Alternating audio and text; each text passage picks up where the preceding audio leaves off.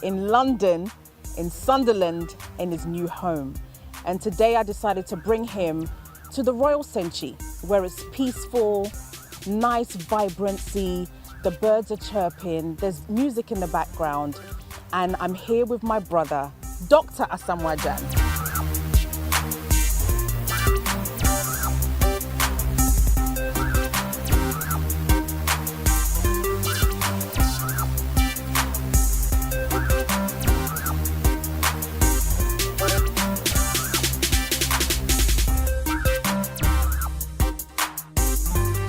For some weeks now, you've been trending. And you've been trending because of this coaching. So, are you going to be going into professional coaching? Is that how you see the future? I just don't want to go completely out of the game. Okay. Sometimes my colleagues tell me I can be a coach one day. Right. So I need to be ready. So I decided to go get a license. Wow. Although I've played to the highest level. Yeah. Coaching is a different thing altogether. Really? When I went there, I was the least experienced person there. You know, because most of them have had coached for years and now they are coming for their license. Okay. When I start explaining things, I explain to the highest level. Right. And then they told bring it down. You have to start from the grassroots. Okay. You know, you're teaching kids. There I was like, wow. So do you think that now you respect coaches more? Yes. It's different. They go through a lot. And what I've seen is, for my whole career, I just put on the shoes, my socks, and then dress up and go to training. Right. Now, but what happens in the staff room before coming, that is what I went to see there. And I'm beginning to understand what coaching is about. Yeah. Before I actually even start the interview, what would you tell your younger self? If you were to start all over again, what would you tell your younger self with all the experience, everything that you've been through? I got to the top, and when you are at the top, all these things will come. Okay. All these things will come. People will try to set you up. People will try to fabricate lies. People will try to write your name. People will come deceive you. You know, people will come closer to you because of your fame. Yeah. I didn't want to be famous. You know, my work did it. Wow. You know, so it will still be the same.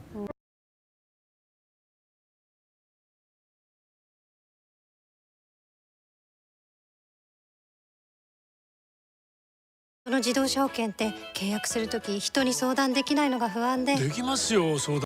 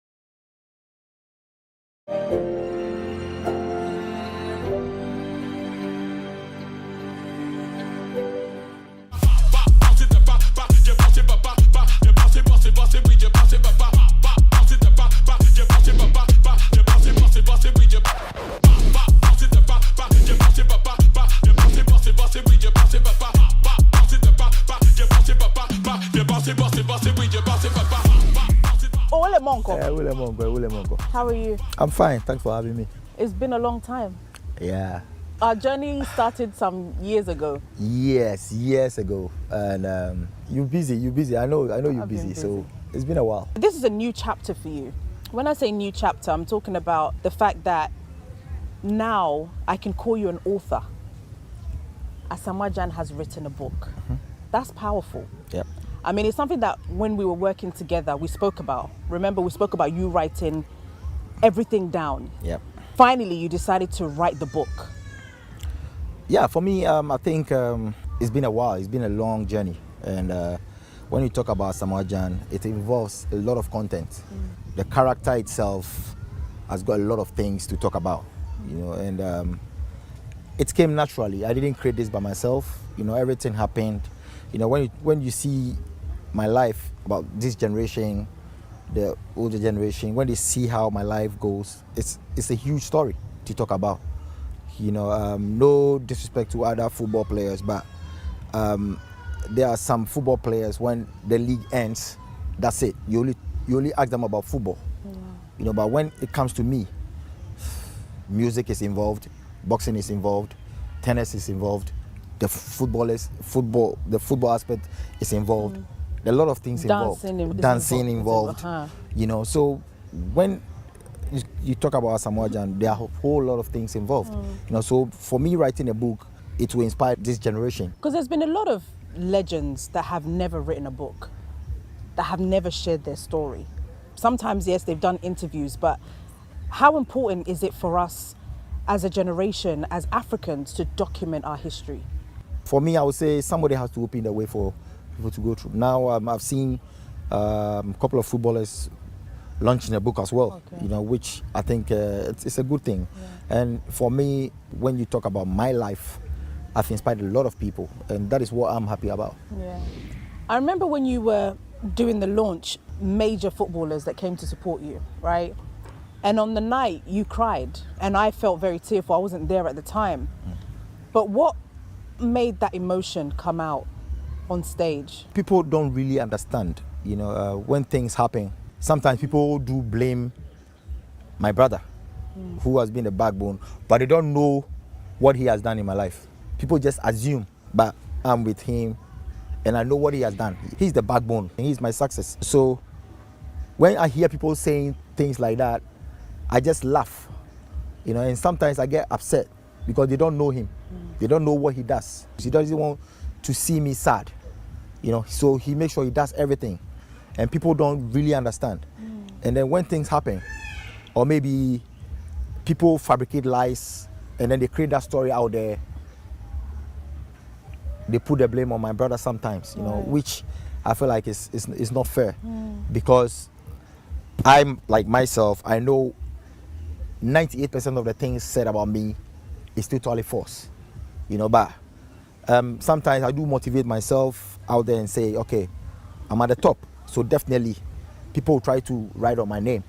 And sometimes I do even create funny jokes, like I even give people work to do, you know, so yeah. Why do you think that 98% of things that you read are false? Why are they fabricating lies? I don't know, you know, sometimes it comes with the territory. I'm not the only one who people have fabricated lies on, you know, so sometimes I don't really understand. And I feel like the mentality that we have, when they see people from the outside, or maybe they see a bigger name, they just assume, oh, we are better now. And then that's it. Then they tag you, or they say, oh, this one is a womanizer, and then they tag you with it. Right. This one is an alcoholic, he smokes weed, he did that. And you know, I've never even tasted alcohol before, I've never even smoked before. You know, there are a lot of things going on that people assume, and then they just judge you with it. Like they say, is it lonely at the top? There are advantages and disadvantages. You know, sometimes we don't have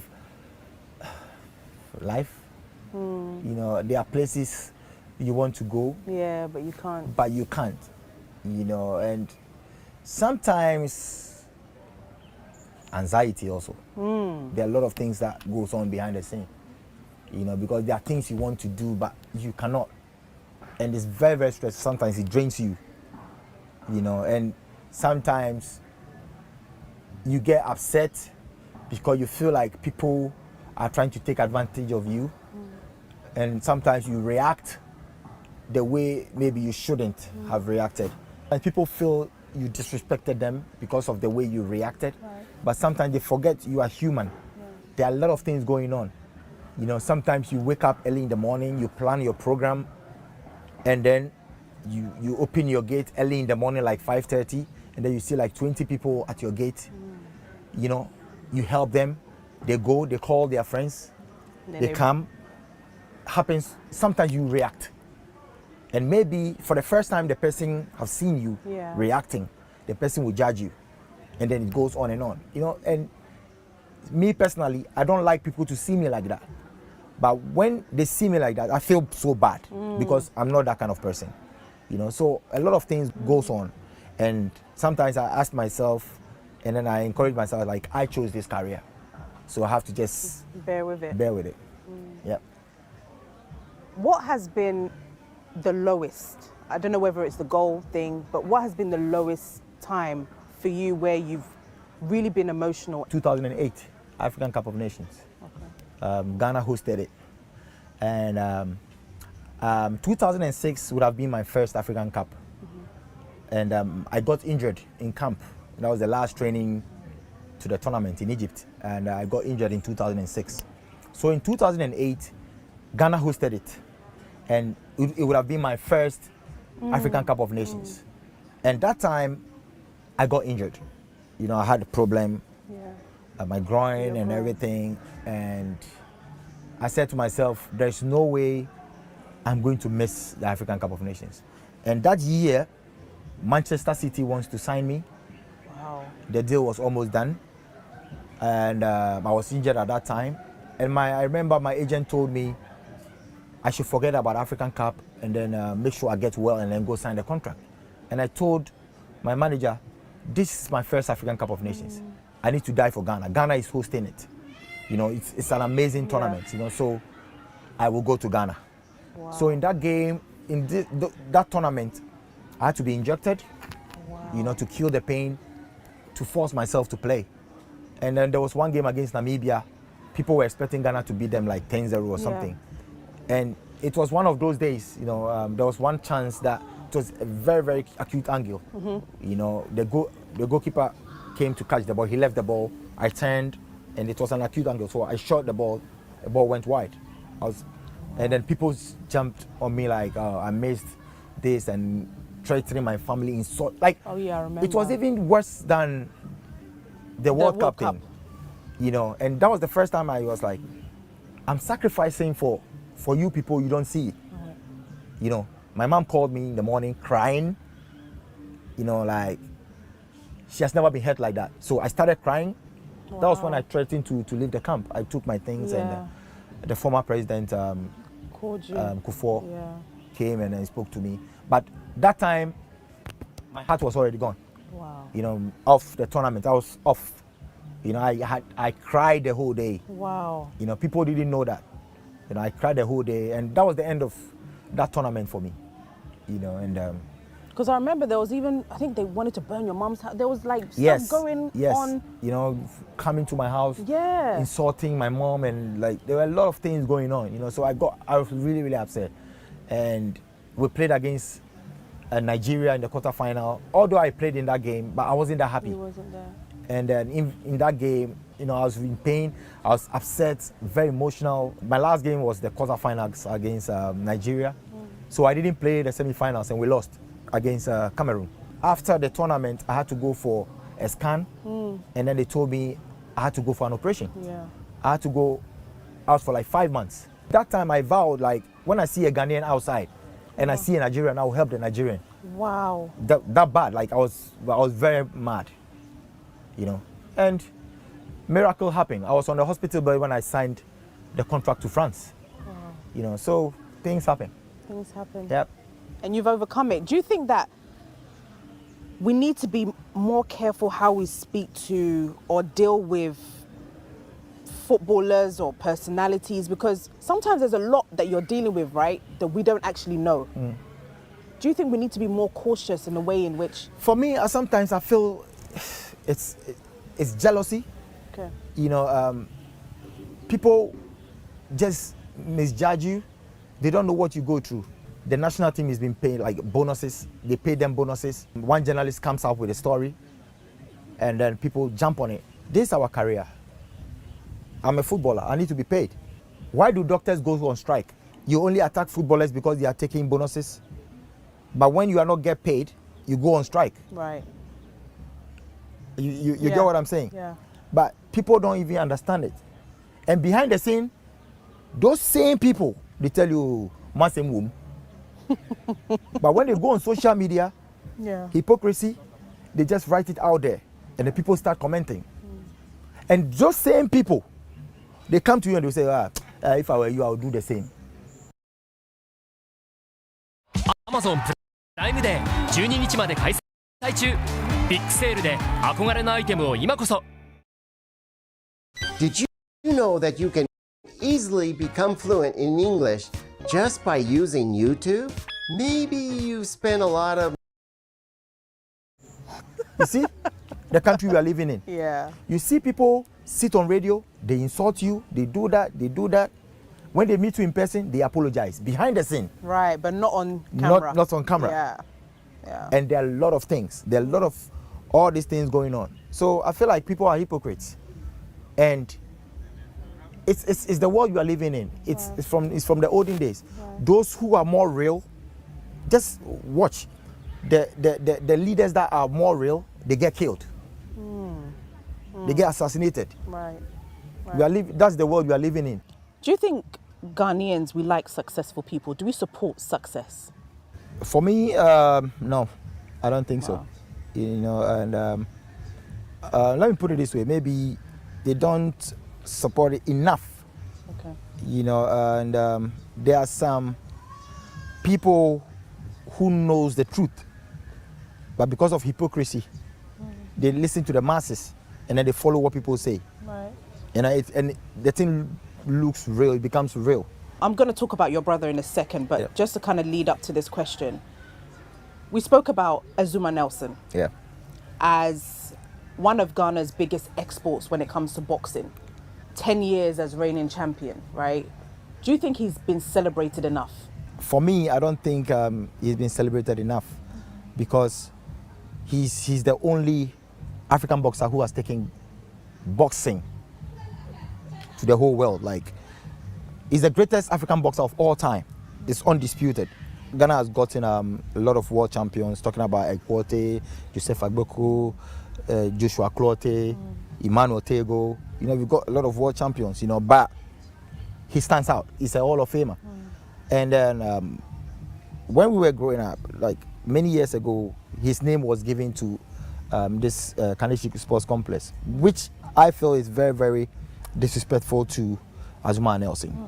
You know, we have the Bukom Arena, very nice arena. Yeah. Azuma is undisputed.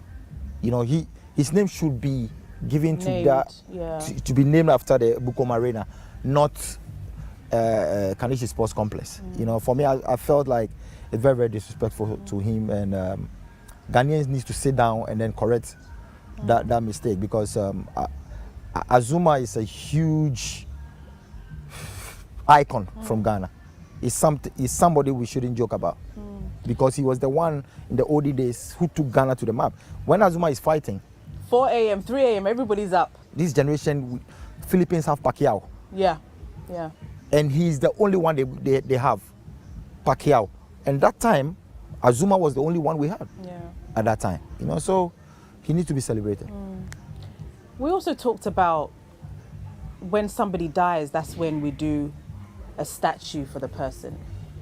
Do you think that these things needs to be done whilst the person is alive so they can see them being celebrated? Exactly. That is what everybody wants. You know, sometimes, for example, look at Arsenal. Thierry Henry's statue is there. The day he saw it, he was crying like a baby. At least he knows he has done something. His heart is at peace. Yeah. Whenever he dies, he knows he's seen everything. We've got a lot of old stars who has putting Ghana on the map that have that anger in them. Wow. Because they feel like they've never been treated right. You know, and all these things, naturally it affects us, but we don't know. Sometimes we go to tournaments, we don't perform.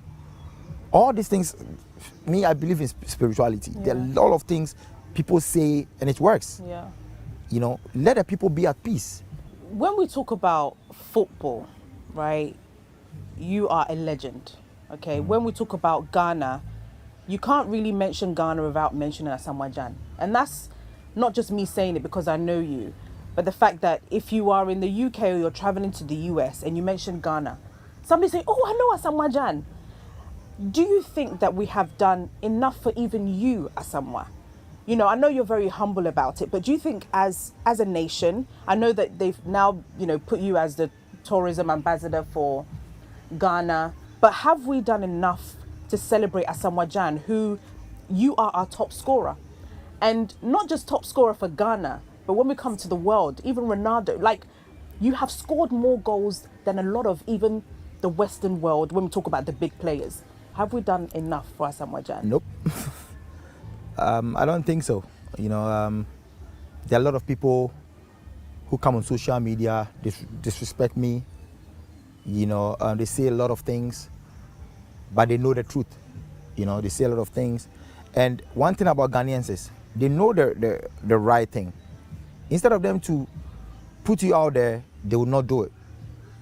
But when foreigners praise this, that is where they bring their star. For example, to compare. For example, Yeah. I was on social media. I saw when Cristiano Ronaldo scored 9 consecutive tournaments. He scored like he didn't break my record. He equaled my record. Right. Because I was the only player who had scored in 9 consecutive tournaments. And then when Ronaldo scored, they put him there, that he was the one who has set that record. And then Ghanaians started attacking the person. So they know the truth. They know right? the truth. Why didn't they say it before for people to know? Yeah. You know. 私が退いたらお前に会社を継いでほしい。私転職するの。はい？インディードで編集の仕事見つけて。いや。You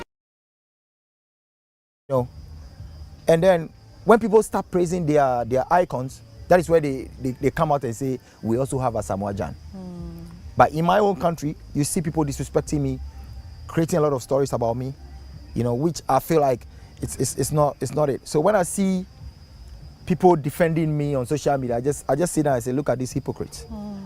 You know, and for me, I didn't think I would be here where I am today. I knew I would be a professional footballer, but I didn't know I was gonna be an icon like that. You know, and I'm very grateful, and I think it's a bonus for me. I knew I would get there. I knew I would be a professional footballer. I knew I'll play for the national team. I even prophesied, but I didn't know I would be that big, which is a bonus for me. Did you ever think that you'd become a captain? No.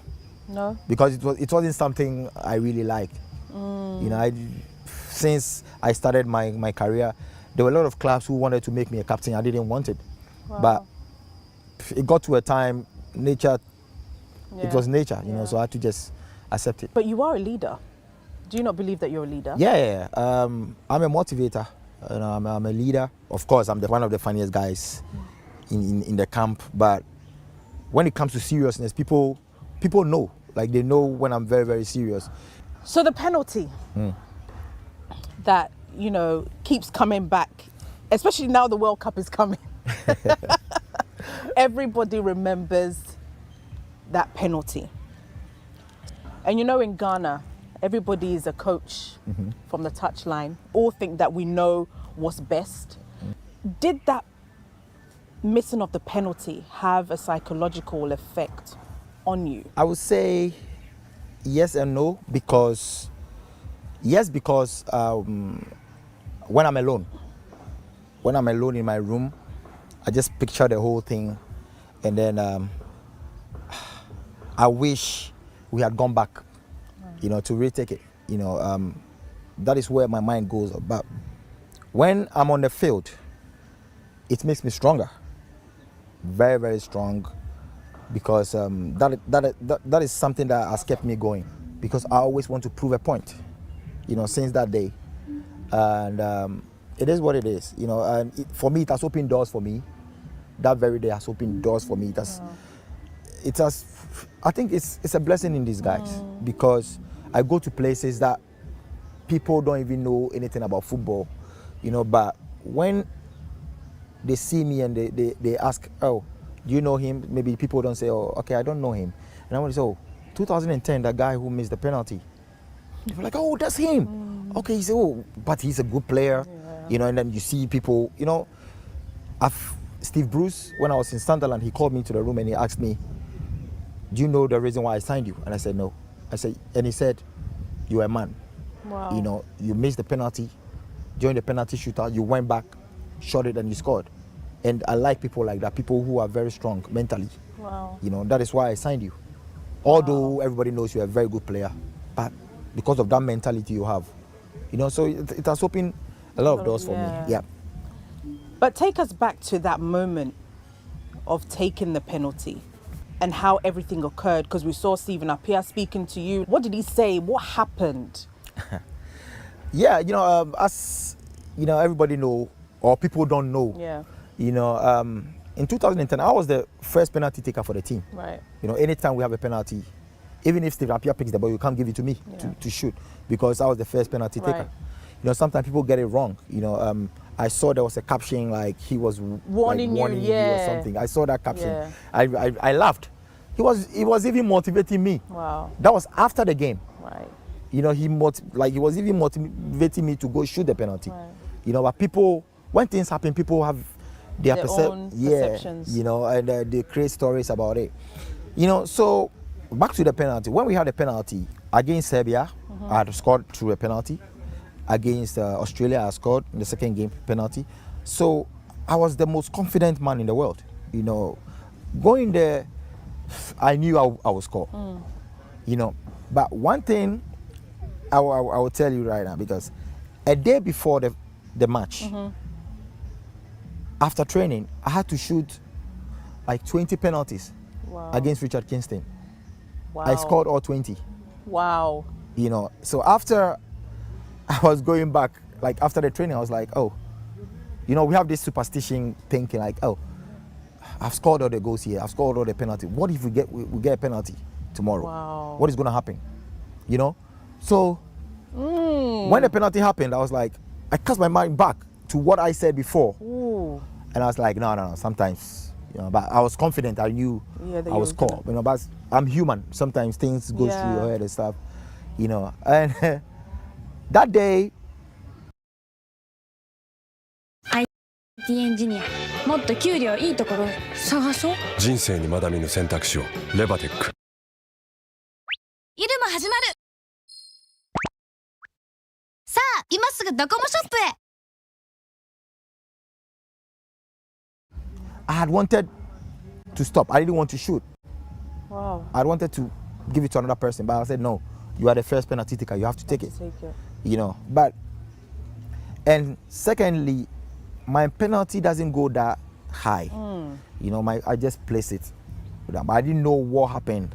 I think technically I didn't hit the ball well or something, and it happened. And so when it happened, my mind went back straight to Ghana, like the whole of Africa. There were a lot of things going through my head. Like after the miss, I was like, this is the end. I said to myself, that was the end of my career. Like there were a lot of things going through my mind. And then after that motivational words from Stephen, I had to put myself back and then go straight to the penalty shooter. So I told them I would shoot first. And people were like, they were shocked. And I said, I will shoot first. You know, so I went there and I was able to score. There, that relief. Yeah. You know, although people were not even satisfied. Yeah. But for me, you, yeah. I was relieved. You know, I was very, very relieved. Do you think then, saying what you said the night before what happened, do you think that what we think is very powerful?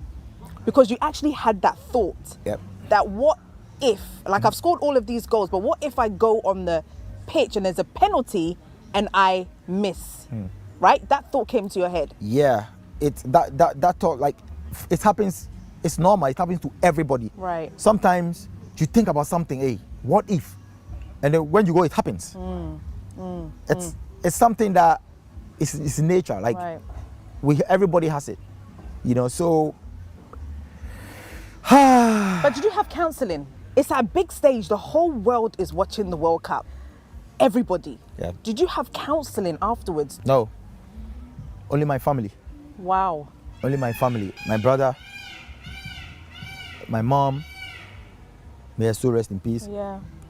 Everybody was around. So when I got to Ghana from the airport, I didn't go anywhere. I just went straight to my parents' house, you know, and what did they say when you got home? when they went there, like, my mom hugged me, and then she prayed for me, and she said, "It is well, don't worry." And that time she was really sick. She was very, very sick. And my dad, everybody, my brothers, everybody was around. And then I spoke to my sister on the phone. She was in the UK. Yeah. And then she said, "We are proud of you. Don't think about what people is gonna say. Just shut everything, and then let's be here." And I said, "Okay." So I remember we were there, and I felt like this is not me. I won't be. I have to be myself. Yeah. You know. So I just told my brother, "Hey, let's go out." Expecting people to tell me whatever they want. Yeah. And everybody was mobbing me here, and then they were telling me they're proud of me and stuff. Wow. So I had that relief again. I was like, whoa. Although things went wrong, but I will also say 2010 was the best year in my career. Wow. I wish that year comes again, like Wow. on and off the field, like everything was working. Yeah. My businesses, I was having deals. You even got a We deal had for deal, me. yeah. Yeah, we're working together. You got a deal 20s, for yeah. me. I had Glow. Yeah. You know, and I always appreciate what you've done for me. Thank you know, you. so a lot of things was working. Like, everything was working. Remember me and Castro? Yeah, did a song. We did a song. It was a hit Yeah. song. Yeah. Like everything. Despite that penalty miss, I feel like 2010 was the best year in my career. It's true. It's Yep. true. It's true. And I also had a contract to Sunderland. Yes. And I was the record signing. Yeah. Yeah. You know, so I was voted. I came second in the CAF football of the year. I remember. Listen, You know. me and Azza went to the CAF in Egypt. In Egypt, yeah. In Egypt, and it was the first time I sat in a private jet. And come and see Azza in a private jet. I didn't him the seat. He hates turbulence. Azza was holding the seat like this. On the record, for the first time in my whole life, Asamoah Gyan got me on a private jet, and we flew to Egypt. We didn't win. But It was a winter, snow. yeah, actually, yeah, it was Yeah. cold. So the weather was. Yeah. Yeah. But it was an amazing experience. Yeah. And, you know, for anybody that doesn't know Azza, whoever says that, when I hear myself and people say he's arrogant, he's this, I just laugh because he's such a likable, funny. When I say funny, like we're being serious on this show because I've told him, Azza, let's be serious. But he's somebody that will just make you laugh. Like if you're feeling down, you can call Azza and your emotions will quickly turn around. So even for me, when I hear that they say you're arrogant, you're pompous, you're this, you're that, you're rude, I'm like, how? You know, sometimes, you know, it comes with the territory. People, maybe me, I go with the masses. You know, sometimes people meet you at the wrong time. Yeah. Just let me take you back to 2012 Yeah. when I lost my mom. Yeah. I was in the mall preparing for a game. I had to go buy a few things for the camp. You know, I was in the mall and then people were mobbing me around. A lot of people taking pictures. Yeah. これから言う薄毛対策だけは絶対にやってはいけません。間違いなく手遅れになりますよ。こんにちは、井上です。今回は後悔する絶対にやってはいけない薄毛対策について発表します。これから言う対策だけは今あなたが薄毛に悩んでいるのなら絶対にやってはいけない。もしやり続けてしまったら後戻りできないところまで Like hundreds of people, like people in a queue taking pictures and stuff. And then my phone was always on silent, so something said I should just check my phone. And I saw one of my friends calling me. You know, I received the call and then he told me the news. So just imagine at that very moment, I was shattered, like The mood switched. So sometimes people meet you and maybe they might not know the mood you are in. Yeah. And then they judge you. But those who are very closer to me, those who have met me, they know the kind of person I am. Azza loves music. Do you think that music is your healing? I feel like music, even on that bad day, when you have music, if you've heard Azza singing gospel or any other music. I feel as if music is your healing. Do you feel that too? Yeah, I know. And you know, there are some songs, even when I'm going to play, there are some songs that I hear and then I can predict scores. Wow. Yes, I can just say, okay, first 15 minutes I'm going to score. Wow. You know, that music. I remember a few days ago, you know, I've started training a few days ago. I was doing some abdominal exercise. I was struggling, you know. I had to hit like 100. Wow. I was struggling. And then one of the guys put some, like one of my favorite songs. And I said, listen, because of this song, I'm going 100 straight. And you did it. I did it. You know, so when it comes to music, nobody taught me how to sing. Nobody taught me how to control the band. Yeah. Nobody taught me anything. It came naturally. You know, I remember when I started with the band, you know, they wanted to text me. You know, so I was singing, and then the keyboardist, he intentionally made a mistake. So when I was singing, when he made a mistake, I turned. And I looked at him and he was like, eh. How did you know? How did I know? Yeah. You know, when the bass not right. The bass is not right, I know. When the lead guitarist, I know. Nobody taught me this. You know, so I feel like it's natural. When your mother died, she was like your backbone, like your everything, right? And at some points, I feel like you wanted to actually give up a lot of the things because she was somebody that would encourage you and always be there for you. Did she have effect on your career after she passed away? She did, you know, but I would say I was very closer to my mom, you know, but when I moved outside, it became a bit like a distant. Okay. So, like, I just see her like twice in a year. Sometimes when I come to the national team, that is why I see my mom. Right. Or when I'm on holidays for like a month, that is why I see my mom. Right. All the rest, I've been outside. I talk to her and stuff. You know, so when she died, it affected me in a way for some few months. Okay. You know, but because of that distance we had, Okay. that was my advantage. Okay. Because when I was in Ghana, I was very close. Yeah. From training, I don't go anywhere. I'd never been even to the nightclub before. From training to my mom, like we were that close. Yeah. So what saved me was the fact that you was for the fact that I moved to Europe. You know, I think that was the one that saved me. But do you think, in hindsight, would you think that you would have wished to spend more time with her? Yeah, because of course people like my people call me like a mommy's boy. Yeah. You know, because I was always with her, you know, but due to some reasons, my career, you know, I had to just move abroad, you know, and then there was a bit of distance. But I wished I would have stayed with her. Yeah. Yep. And what's your greatest memory? Like, what's one of your fond memories when you think about her? When she was alive, she always told me when I was a kid, like when she put me on her back, when she normally go for trading, you know, she goes to Burkina to pick, like, and then on the border, because people, because of the security there, they like to check the bags and stuff, and sometimes when she had money, she had to put it in my diaper. Wow. You know, she had to put it in my diaper, and then like small girl. Right, the money in. Money in. Yeah. And then when she crosses the border, and then she takes the money out, like, and then one woman. Did you poo on it? I don't know. I don't know. You know, and one woman saw her. Okay.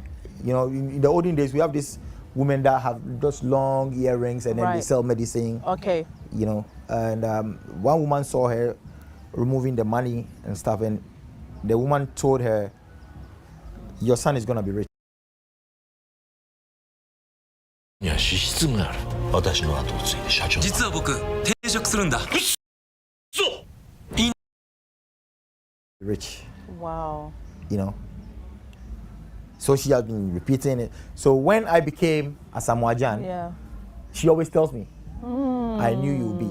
Wow. And then I was named after a very, very rich man Okay. whose name was Nana Samoa.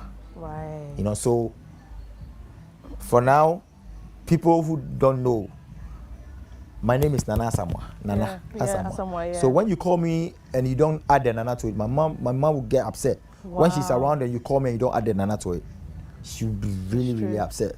You know, so those who are very closer to me, they call me Nana Asamoah. Yeah. Yeah. So that name I inherited from a very, very rich man. Wow. You know, so that was what she has been telling me. So that was the memory. Yeah. So that means, you know, when I said about what we speak and what we say is very important, right? Yep. Because when that woman told that to her, she kept on repeating it. Yep. And she was repeating it to you. Yeah. So I remember, like, she always say, hey, I know you are going to be rich. When you become rich, I want that car. I want this car. I want this. I said, oh, don't worry. I'll just do it. She said, first build a house for me. Oh, yeah. So when I became a Samoa Jan, it got to a time I was just giving her money. Of course, you know, I need to spoil my mom. Of course. You know, I was giving her money. And it got to a time she was like, hey, you've forgotten to build a house for me. Wow. You know, I was like, oh, yeah. So we started building in her hometown. I remember when she completed, I think it was a seven bedroom house in her hometown. That was when she died, when she completed it. Wow. Yes. So she died when everything was completed. So She didn't get to move in. Nope. So now the family Has members, moved yeah, in there. has moved. Yeah. How important is family to you, Azza? Yeah. You know, when I went to the course, the training, the coaching course in Will, of course I had to see the kids. You know, and I haven't seen them for a couple of months. You know, so when I went there, the last born, the Ohima, Yeah. she didn't sleep. She was waiting for me to come. Wow. And then I think like 10 minutes to the house, she fell asleep. So she didn't see me. So it was Raphael. It was Raphael who waited for me. And then she said, no, I'm not sleeping in my room. I'm going to sleep with you. So we slept together. You know. And you know Raphael has your character, right? Raphael is just like Azza. Raphael is the outspoken type. Yeah. You know, very, very adorable. And very funny. Very funny guy. Yeah. Very emotional. Yeah. You know. And that's you though. Yeah. People don't know that side. They don't know that emotional yeah. side. You know, but yeah, it is what it is. And then how seeing Juju, like, is it beard, like how? Junior is a big boy now. Yeah. Junior is a big boy now. He's gotten a bit of me. You know, that quiet type, that observant type. You know, he's a very shy guy. Yeah. For me, people don't know I'm also a shy type. Yeah. I just do it for the camera. Yeah. You know, I'm the camera guy. Like, when I see people, but I'm very, very shy. Yeah. Right? People who knows me knows it. Yeah. You know, so yeah, Junior is taking a bit of it. At your peakest moment, your fans then and your fans now, do you still feel the love? Because I remember you went to Liberia and the fans, everybody that was galvanizing, the crowd that was coming to you was extremely powerful. Do you feel as if the fans, you know, the name screaming, all of the love that you were getting at the peak time, do you feel that it's still the same? You're still relevant? This has been great. You know, for example, even outside, you know, outside Ghana, like when I moved, like sometimes I even get shocked. You know, everybody saw what happened in Liberia. Yeah. I was like, really? Wow. You know, I do feel the same thing in Ghana. You know, when I move to places, I do see the same thing. Okay. But sometimes they are guilty conscience. Okay. Because they knew they've not treated me right. Right. You know, so sometimes when they are coming to me, they feel like, what is he thinking? Yeah. Because they know. You know, when I was in my peak, when I was playing, instead of them to do what they had to do, they didn't. You know, fabricating lies and stuff. Yeah. And now this is me. And even now, people want me to come back, you know, and the love is there. Yeah. That is why I say Ghanaians, like, they know the truth, but they will not express it. Right. You know, that is the difference. But I still feel the love the same. Yeah. Like, even in Dubai, when we were in Dubai just recently, that was crazy. yeah, it was crazy. You were there. Yeah. You know, the love is great. You know, I still feel the love. You know, but sometimes I still feel they feel guilty. Yeah. You know, when they see me. But you could see people are even scared to come take pictures with me. Right. You know, maybe they might think, oh, I will just It's shun them. shun you won't- them. yeah. Or, Yeah. they still have that guilty conscience. But honestly, I still feel the love everywhere I go. Okay. You know, That's amazing. It's been amazing. You know, a lot of people don't know that you're extremely spiritual. On the days that you were born, you meditate, right? Yep. You have your me times. I remember you have your own room that you meditate on your days that you were born. What has made you so spiritual? People do invite me Yeah. to churches, you know, but I'm more spiritual. It came naturally. I feel like the day I was born, I have to be alone and just meditate and stuff. You know, people even think I'm an Holocaust. Really? Have they said that as well? Yeah, I've heard a lot of things. Wow. Like, you know, but it is what it is. When you are there, All sorts of you things. be expecting all these things. You know, but people don't know how spiritual I am.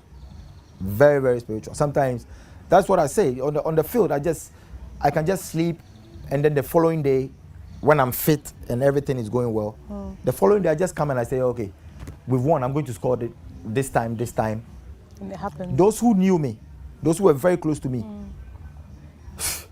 I just wake up and I tell them, okay, first 15 minutes I'm going to score. Wow. Just put your bet. They'll be like, really? It will happen. Wow. I'll just say first 90 minutes. I remember 2010 African Cup of Nations. In the final, I told Ajimabedu, I told them I was scoring the last minute.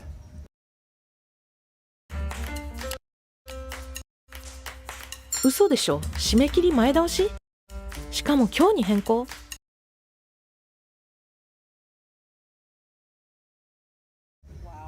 And then, and Antoniana, and I remember, I told them I'm going to score in the last minute. So Egypt scored in the 80-something minute in the final.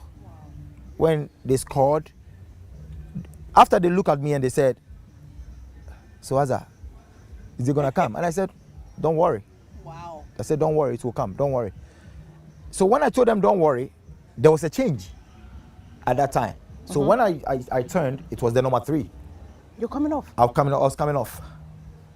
coming off for a defender.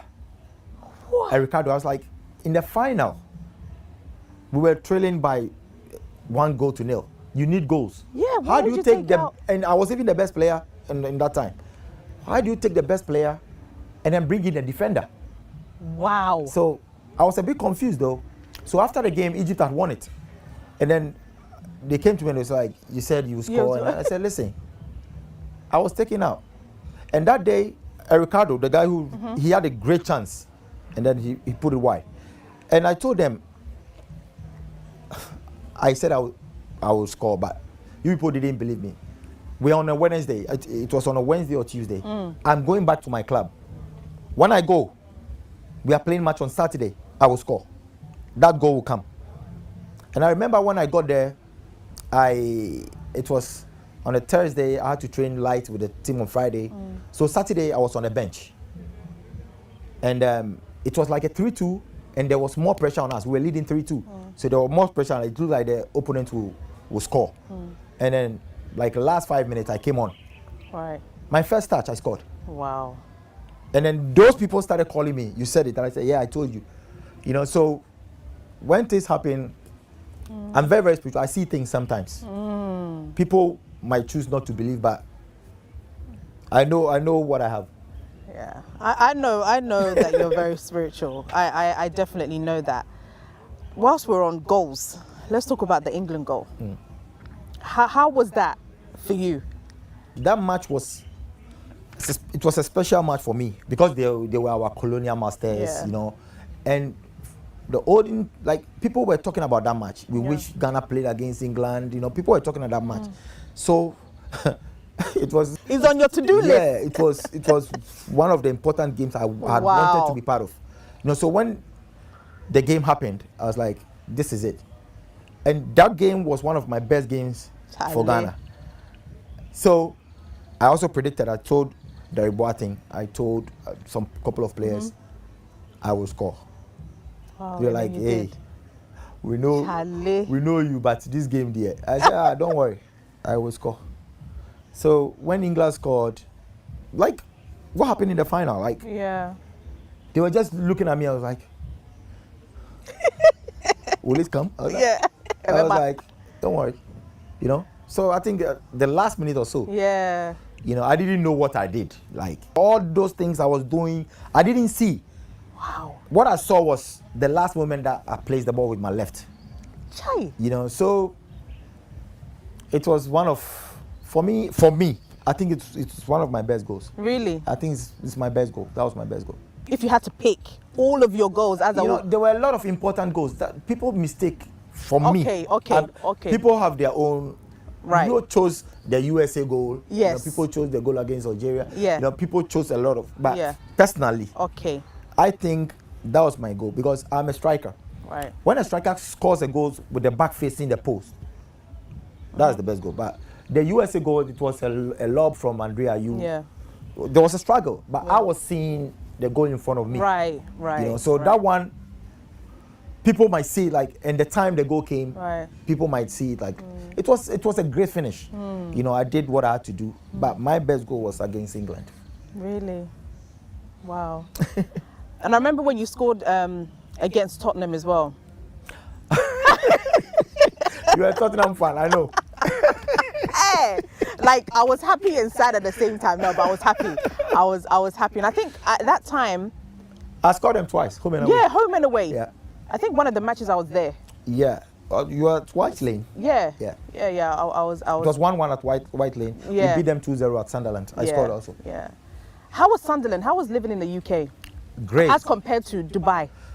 You know, I always say Sunderland had great fans. Like they loved me. You know, I was their record signing. Yeah. I came. I made them proud. The African Girls was there. It was a hit. Yeah. Sometimes when we had to go to for warm up, they had to play African Girls in the stadium. Wow. You know, for us to. And I remember Jordan Henderson, the captain of Liverpool now. He used to sing all the song. Wow. From I gave him the album. He sang every song on it. He was a great lad. Yeah. You know, so Sunderland fans were very good. I really enjoyed my time in Sunderland. I did what I had to do, but life goes on. You did what you had to do. That did what you had to do. Yeah. Moving from Sunderland and even having the coach call you. I remember at the time, a lot of people thought for career-wise, you should stay in the Premier League. But obviously, financially, it was a huge deal. What made you do what you did? It's in the book. Everything is in the book, but the book has been launched, so people might go have it. I remember, like, I was doing well for Sunderland, you know, and obviously when you are doing well, there'll be clubs looking for your signature and stuff. So it was normal. Yeah. And Al Ain, the club from UAE, they made the offer. You know, it was a loan deal. Okay. You know, for just one season, for like £6 million. Wow. You understand? So a loan deal for £6 million, I had never even seen some before at that time. And then there was an option that if the player decides to stay in Dubai, they will add another £4 million to it to make the permanent deal. Wow. So they made everything. And then Sunderland, because I was the best league in the world, they thought I'll just go for one season and then come back. And people didn't get what happened. Sunderland needed money at that time. Okay. You know, so that's $6 million. And for me going for one season, they felt like I could go and come. So for me, I feel like they were thinking about the money more than me. Right. You understand? Although my deal was very huge, and they persuaded me to leave. Wow. On records. Wow. You know, they told me, oh, you can go and don't worry, just one season. I know you come back and do what you have to do. And so I asked them, Now, Darren Bent, he was the top man there. I came, Darren Bent left to Aston Villa. I was the only striker there. Although Danny Welbeck was there. Yeah, Danny but Welbeck. then Danny Welbeck was playing on the left. Yeah. Like I was the center forward. And I was doing well. I was like the talisman there at that time. So I asked them, would the fans be happy if I move? Because my personal deal was a very good deal. Yeah. I don't mind going, but would the fans be happy? Yeah. They said, no, we know how to talk to the fans and this and that. And there I called my brother. I explained everything to him. And my brother said, hey, go. Don't worry, go. I called my mom. My mom said the same thing. And I said, okay, if the club is persuading me to go, why not? I will go. So that was how the deal was made. Wow. So after I had moved, I saw the fans, you know, people saying I was greedy, I was chasing the money. Of course, this is why we are playing football. But it wasn't my intention to leave the Premier League. Okay. You know, so when I left and I went there, of course, I started scoring goals, you know, and I became the top scorer in my first season. And I fell in love with the place. Okay. You know, everything was going well for me. My confidence level, I was one of the happiest man in the world. You know, and in this world, it's all about happiness. It's not about anything. It's all about happiness. When your spirit is happy, it doesn't matter. You know, so I was happy there, and I decided to stay. So that was what the contract said. If the player decides to stay, then so they had to add the money to Sunderland. Wow. Even Martin O'Neill, the coach, wanted me back to Sunderland, but I had already made my mind. Right. You know, and for me, it's one of the best decisions I've ever made. Yeah. Now, the money that I got, I've opened a lot of, I've done a lot of investments. I've created employment for the same people who were insulting me. Right. I've created employment. I pay taxes. Yeah. You know, so. グリーンだからは7つの素材で体に嬉しいスポドリなんです。Do you think that you've made good investment deals and bad investment deals? Is there any investments that you feel like, I wish I never did that? Or have they all been learning curves for you? Yeah, that is life. Sometimes there were some mistakes. I did some bad investments, which I lost a lot of money, you know, but there were other investments that was also good. You know, it comes with the territory. That is how life is. You know, we need to take risk, and that makes me more experienced.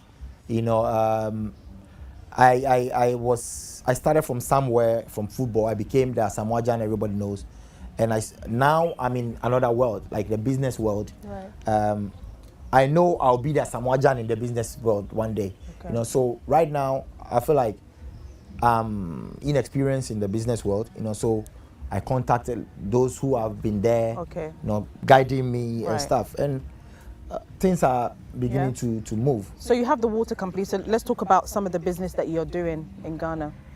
I have a real estate, you know, I have oil station. Hey. That's it. Oh my God. Because of the hey thing. That's it. Like I've made a lot of some bad investment that really went wrong. Yeah. You know, but I think those things need to be spoken about so that the youth know that, look, sometimes you will go wrong, right? You know, sometimes it works for some people, sometimes it doesn't work for. When you put it out there, maybe it's a good thing. It will be good for some people, and they will withdraw. Right. You know, so it's something maybe we can talk behind the scene. Right. So Paradise Park, just. And the name of the book? Legendary. Legendary. The book's name is Legendary. You know, it's my team did so well to come up with that name. You know, like, you know, Legendary, like the Jan. You know. So, No. Yeah. So it's very unique. It's very, very unique. Yeah. When you were in Dubai, UK, you had a lot of guys around you. And I see that now it's like almost like you're walking alone. For me, when I was in my peak, you know, everywhere you go, like you see the the fans like mobbing you, like people like crazy. Yeah. It was like, you know, sometimes I cannot be alone at that time, and my friends had been my childhood friends. Okay. You know, so wherever I go, I make sure. But now I'm home. I'm not playing actively, although I'm not retired. Yeah. I'm not playing actively, and I feel like, oh, now I can go to places that I don't need a lot of people. Okay. And guess what? All these guys around me have their jobs doing. I've given them work. Right. You know, they are working in my company. Awesome. To take care of their family and stuff. You know. You've mentioned that you're not retired. You also mentioned to me in 2010 that you play for Asante Kotoko. But when you came to Ghana, you played for another team, which I'm not even going to mention the name because they're not league winners, right? Why did you decide to not play for Asante Kotoko and you played for another team? It was just simple. You know, all my career I've been outside. You know, anytime I come, I don't feel, you know, I'm an Accra boy. You know, I was born in Accra. You know, so me coming back home, I didn't want to move to another city. Okay. You know, I wanted to stay in Accra. You know, and Legon City contacted me and we spoke. You know, although I was talking to Kotoko, you know, but I wanted to be in Accra.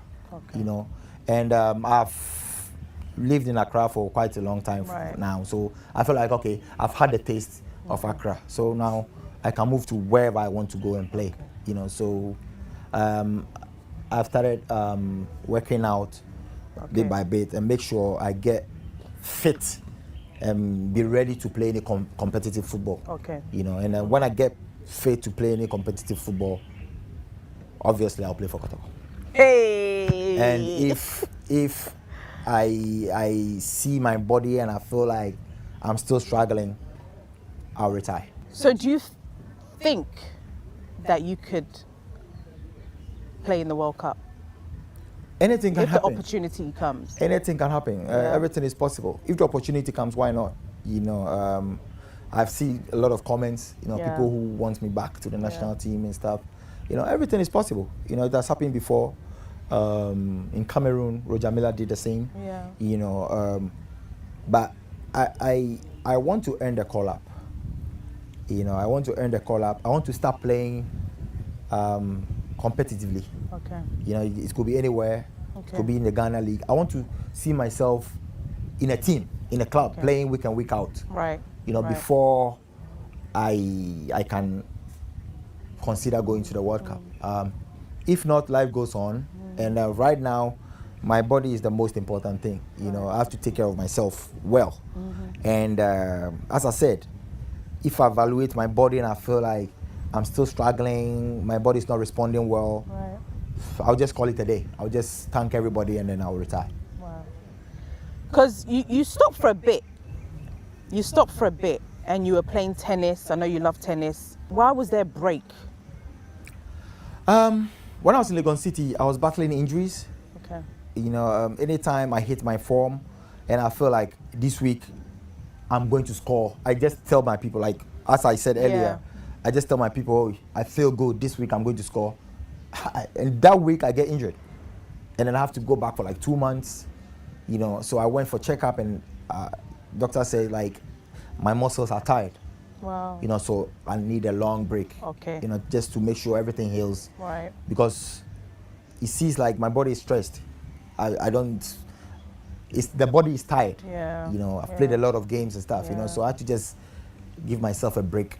And now I feel very good in my body. Although I'm struggling to get back, it's normal. You've been away for I've been away for a while, you know, so I've just started training and to make sure I get to that level. You know, of course, I've added weight. I need to just share some weight, and then and it's easy for you to gain weight. Yeah, it's very easy for me to get. You know me, you know. So that's what I'm working on. That's always been one of your my challenges. Yeah, I'm working on my weight, and I make sure cardio work. I have to just be physically fit, and then talent-wise, God is there already. You know, so now everything depends on me now. Right. Everything is on you. Do you see yourself in a political environment one day? It's something positive, you know, because when you are chosen by the people, Yeah. It's a good thing. Yeah. You know, but politics is a different. It's a career. You know, it's a career. It's a different thing altogether. You know, but you might never know. Okay. You might never know. I'm not saying I'm going to politics, but it could be. Okay. It could be possible because I'm human. Yeah. There are a lot of things that it's not planned. George Weah. George Weah was a great footballer. He didn't Yeah. know he'll be a president. Yeah. You know, but it will get to a time, maybe I might be a politician. Yeah. I might be something, Yeah. but I'm not ready for now. Okay. Let's see what happens. Let's see what happens. So the future, seeing what is happening, what does the future look like for Nana Asamoah Gyan? The future looks good. I see many things happening in the next 5 to 10 years. I'm just praying for health. Yeah. And with good health, you can do anything. You know, I need to be more healthy, and then we see. If you had to change the perception of African mindset, the way we think, the way we do things, what would be the 3 things that you would change? It's the mentality, you know, that negative thought, that juju, do this, you killed this one to do this, you know, Right. everything, you know, our mind is like the ancient. Right. We need to change certain things. Right. You know, and sometimes I'll be driving, and our driving is even bad. You know, you see cargo cars driving on the inner lane instead of being on the outer Yeah, lane, yeah. and then they feel comfortable there. You know, there are a lot of things that need to change. Our mentality. Right. You know, we need to think positive and stop thinking like everything about. Although we believe in spirituality, Yeah. but our 80% is more like spiritual. Yeah. Like you see a football club, instead of the club to practice and practice the act, they don't do it. They go to the pastor for the pastor to pray for them, to put the ball in the net Yeah. for them, instead of them to train. Yeah. You know, that mentality, you know, we need to change it and think about the reality, you know, because if I train for 6 months and you don't train, and then you go to and sleep at the church premises and don't train, I will win. Yeah. Yeah. You need to practice the act. Practicing the act. You understand? Yeah. Yeah, and not only football, there are a lot of things. There are a lot of things. You see the marketplaces, people selling things on the road, and then when people they sack them, they'll say, "Oh, yeah, and to Mao."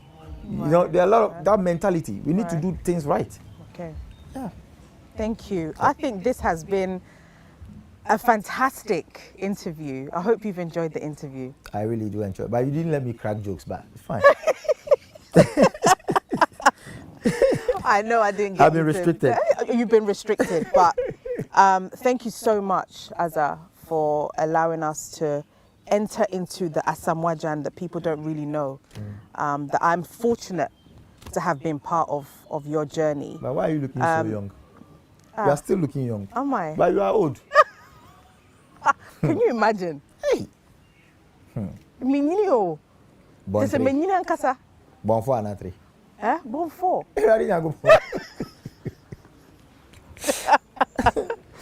Yes, I mean, God has blessed us, you know. The fact that we're still alive, COVID happened, all of these things are happening in this world. I'm fortunate, and I'm so proud of you. Thank you. I'm and also proud of you. I'm proud that, you know, I've been able to just even be, you know, with you at your peak, at the low times with you as well. And I wish you all the best. You know, you have a great energy, you have a great spirit, and I can only wish you the best. So Thank you. God bless you in everything that you do. Yeah, I also like to thank you for everything. You know, everything I do, you try to support. Even if you are not there, you call me. You know, that respect, that mutual respect, although we do everything together, although we laugh, we joke, that mutual respect is there, you know, and thank you for the deals. You're welcome. And I know tomorrow you give me another deal. So thank you for everything. Thank you too, Azza. And you know, are you enjoying the Royal Senchi environment? Hey, well, you know, yeah, you have to strike a deal for me. You want every weekend I have to come. You have to come here. Okay, so you love the environment. I'll eat free, everything free. Hey. I'll sleep free. Do you like their rooms? Hey, well, free. Hey. Yesterday you slept in a room. How was it? It was great. You know, a great environment, great resource. Yeah. You know, you could see the nature. Yeah. And everything in the background. Yeah. That is why I chose here. Yeah. You know, to do the interview. So to see what we have at Royal Senchi. Yeah. You know, this is a free advert. So just come. Royal Senchi, he's giving you a free advert, so we'll be sending you a contract. Yep. To sign him as a brand ambassador. Yep. For Royal Senchi. Thank you all so much for watching the show, and I'll see you next time. God bless. This be Castro Destroyer. Baby jet. It will let mongo. It will let mongo. Me check away. Say move front. A son of back. And wine and medente. So jagela. It's so pressure. On the coin of retro coin. Yeah. Came my yappy. But I soon the change man. Share. No. Shama can say. Na me moody and wash it. Shama Buddha. Diem na me mudi e mo de ne hwe me fije man don zira ka me ni mi e mo de budo ya na nya me na betchere me ne wo ba guro ka pe atra wi as jaman sai ya no ya na nya me na betchere me ya wo campaign atra wi as jaman sai na budo ya na nya me na betchere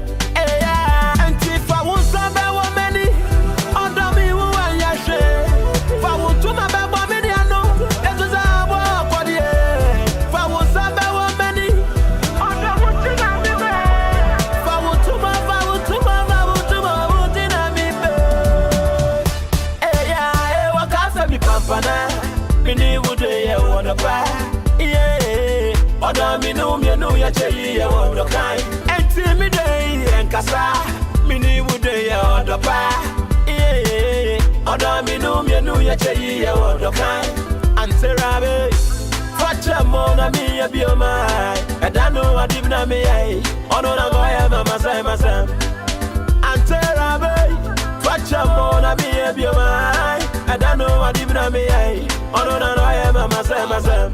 Why though? Shema sense my sense and a gas oil. The men who ning na one other way. We say food be told me that should be just. Chawabu slow me men who difference. It's in the pauses yeah. Happiness was so called there. 1, 2, 3, aja, a dim. If I want some many under me who I yashe. If I want to my baba mediano, it was a walk for the air. If I want some many under what to my baby.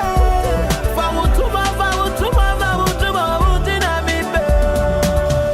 hey, yeah, what can be pampana? Mini would a word of yeah. Order me no, ya cherry, a word of kind. And see me day and cassa. Mini would a order yeah. Order me no, ya cherry, a word of kind. Kaywa, bomb piano.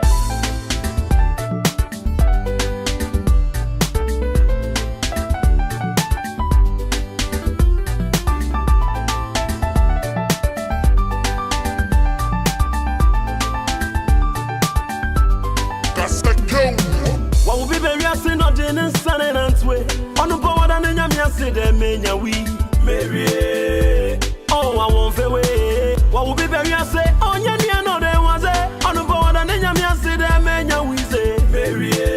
Baby Jet, give me my mom. You are my baby. I wanna see you smiling, see you laughing. You are my Jerry. Whoa, Gaga, you are my babe. I know go feel run and leave you behind. This be Romeo and Juliet. If you were, you deserve to be my wife. You deserve it, I know they lie. You know they feel well without my mic. What a pity, no bag baby, yeah. If you were, you deserve to be my wife. Hey, you know, do your way.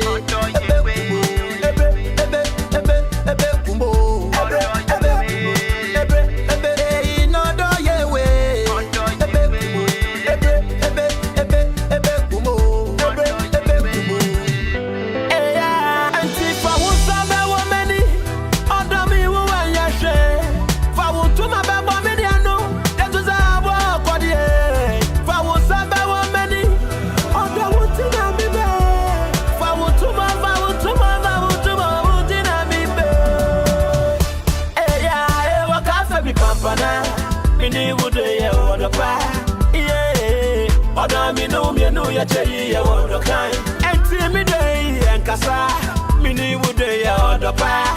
Yeah, oda mienu ya cheyi ya wodo kind. Enti mi dey enkasa, mini wude ya odo pa.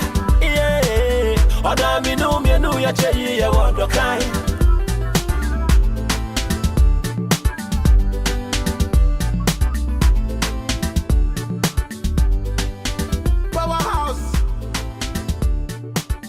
Jafric Radio, your #1 online radio station based in Japan.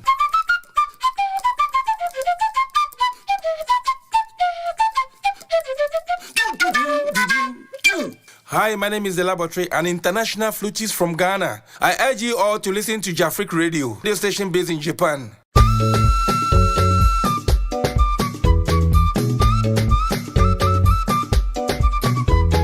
Jafric Radio, radio mu papa.